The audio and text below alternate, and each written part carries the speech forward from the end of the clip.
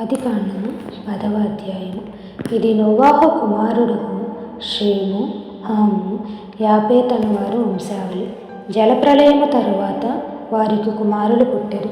యాపేతు కుమారులు గోమెరు, మాగోగు, మాదాయి, యావాను, తూబాలు, మేషేకు, తీరాసు అనువారు. గోమెరు కుమారులు అష్కనాజు, రీఫాతు, తోగర్మ అనువారు. యావాను కుమారులు ఏలీషా, తర్షీషు, కిత్తీము, దాదోనీము అనువారు. వీరి నుండి సముద్ర తీరమందుండిన జనములు వ్యాపించును. వారి వారి జాతుల ప్రకారము, వారి వారి భాషల ప్రకారము, వారి వారి వంశముల ప్రకారము ఆయా దేశములలో వారు వేరైపోయిరి. హాము కుమారులు కూషు, మిశ్రాయిము, పూతు, కనాను అనువారు. కూషు కుమారులు షెబా, హవీలా, సప్తా, రాయామ, సప్తాక అనువారు. రయామ కుమారులు షేబా, దదాను అనువారు. కూషు నిమ్రోదును కనెను. అతడు భూమి మీద పరాక్రమశాలియే ఉండుటకు ఆరంభించును. అతడు యెహోవా ఎదుట పరాక్రమము గల వేటగాడు కాబట్టి యెహోవా ఎదుట పరాక్రమము గల వేటగాడైన నిమ్రోదు వలె అను లోకోక్తి కలదు. షీనారు దేశములోని బాబేలు, ఎరేకు, అక్కదు కల్నే అను పట్టణములు అతని రాజ్యమునకు మొదలు. ఆ దేశములో నుండి అషూరుకు బయలుదేరి వెళ్ళి నినేవెను, రహోబోతీరును, కాలాహును, నినేవేకును కాలాహును మధ్యనున్న రెసేనును కట్టించును. ఇదే ఆ మహాపట్టణము.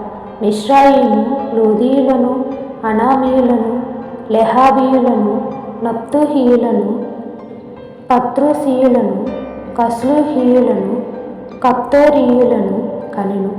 ఫిలిస్తీయులు కస్లుహీయులలో నుండి వచ్చినవారు.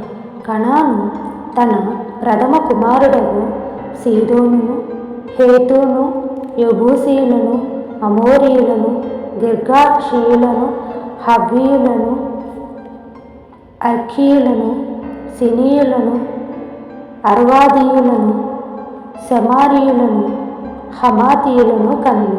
తరువాత కనానీయుల వంశములు వ్యాపించెను. కనానీయుల సరిహద్దు సీదోను నుండి గెరారుకు వెళ్ళు మార్గములో గాజు వరకును, సొదొమ, గొమొర్రా, అద్మా, సెబోయీములకు వెళ్ళు మార్గములలో లాసా వరకును ఉన్నది. వీరు తమ తమ వంశముల ప్రకారము, తమ తమ భాషల ప్రకారము, తమ తమ దేశములను బట్టి, జాతులను బట్టి హాము కుమారులు. మరియు ఏబేరు యొక్క కుమారులందరికీ పితరుడును పెద్దవాడైన యాపేతు సహోదరుడనగు షేముకు కూడా సంతానము పుట్టెను. షేము కుమారులు ఏలాము, అషూరు, అర్పక్షదు, లోదు, అరామను వారు. అరాము కుమారులు ఊజు, హూలు, గెతెరు, మాషాను వారు. అర్పక్షదు షేలాహును కనెను. షేలాహు ఏబేరును కనెను. ఏబేరుకు 2 కుమారులు పుట్టిరి. వారిలో ఒకని పేరు పెలేగు. ఏలయనగా అతని దినములలో భూమి దేశములుగా విభాగింపబడెను. అతని సహోదరుని పేరు యొక్తాను. యొక్తాను ఆల్మోదాదును, షలాపును, హసర్మావేతును, యెరాహును, హదోరామును, ఊజాలును, దిక్లాను, ఓబాలును, అబీమాయేలును, షేబాను, ఓఫీరును, హవీలాను, యోబాబును కనెను. వీరందరూ యొక్తాను కుమారులు. మేషా నుండి సపారాకు వెళ్ళు మార్గములోని తూర్పు కొండలు వారి నివాస స్థలములు.